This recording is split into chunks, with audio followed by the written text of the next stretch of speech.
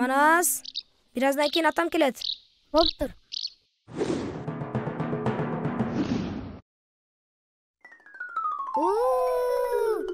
Дагы бир жолу. Бул ким? Аябай капалууго.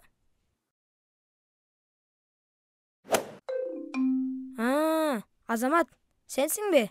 Эмне мынча капалуусуң? Эч нерсе болгон жок. Барып ойнойбучу.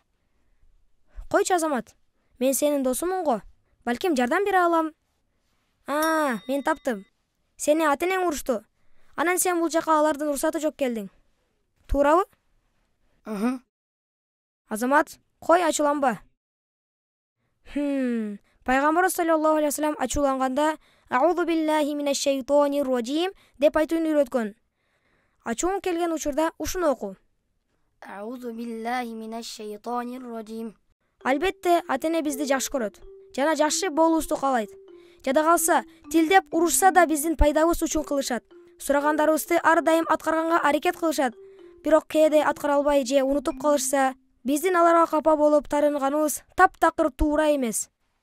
Ата-эне бул биздин бейишибиз. Себеби Аллахтын ыраазычылыгы ата-эненин ыраазычылыгында.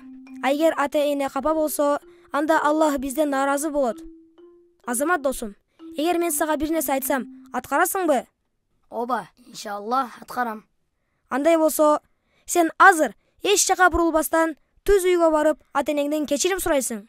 Азырбы? Ооба, азыр. Болгондо да колунан өбүп, анан кечирим сурайсың. Көрөсүң, сенин мындай кылганыңа алар өтө катуу кубанышат. Али, балам, кеттик жүрүүгө. Баратам. Ассаламу алейкум ата.